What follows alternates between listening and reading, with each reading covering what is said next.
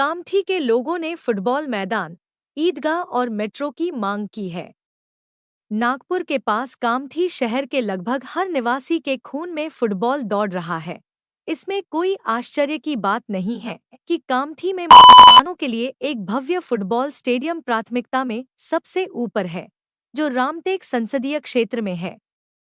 अन्य अपेक्षाओं में ईदगाह के लिए लंबे समय से लंबित वैकल्पिक भूमि, एक नया कब्रिस्तान, कन्हान तक मेट्रो रेल सेवा, मेहान की तर्ज पर औद्योगिक केंद्र, सरकारी स्वास्थ्य सेवा केंद्र और शहर का सौंदर्यीकरण शामिल है।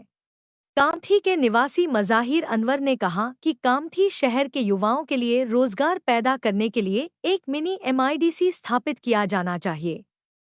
मज़ाहिर की अन्य मांगों में बुजुर्गों, महिलाओं और बच्चों के मनोरंजन के लिए गार्डन, उपजिला अस्पताल में नई चिकित्सा सुविधाएं, नए सार्वजनिक शैक्षणिक संस्थान शामिल हैं। लड़कियों के लिए एक उच्च शिक्षा महाविद्यालय शुरू किया जाना चाहिए। कामठी के मुश्ताक कप्तान एक प्रसिद्ध खिलाड़ी हुए हैं, जिन्होंने 1956 में जबलपुर में रूस के खिलाफ एक प्रदर्शनी मैच में इंडिया 11 के लिए खेला था। उन्होंने एक गोल किया और क्लब के वंडर बॉयज के रूप में प्रसिद्ध हो गए। उसी मैच में मोहम्मद नज़ीर पगाडू, एक अन्य रब्बानी खिलाड़ी, भारतीय टीम के गोलकीपर थे। 1957 में मुश्ताक को नई दिल्ली में डीसीएम ट्रॉफी फुटबॉल टूर्नामेंट के दौरान भारत के पहले प्रधानमंत्री पंडित जवाहरलाल नेहरू से एक ट्रॉफी मिली। कामठी जैसे छोटे से शहर से कई राष्ट्रीय और अंतर्राष्ट्रीय फुटबॉल खिलाड़ी तैयार करने का गौरवशाली इतिहास रहा है, जिसने नागपुर जिले के साथ साथ देश का भी नाम रोशन किया है। कामठी का फुटबॉल में इतना चमकता इतिहास रहा है, लेकिन दुख की बात है कि अब यहाँ के बच्चों के पास खेलने के लिए कोई मैदान ही नहीं है। ये सरकार और नेताओं की सरासर अनदेखी है, अन्याय है।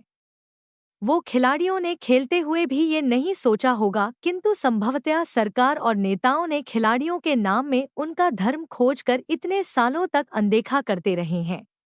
इसमें जितनी अनदेखी सरकार और नेताओं की है, उतनी ही कामठी के लोगों का एक ना होकर नेताओं और सरकार पर अंधा विश्वास करना है।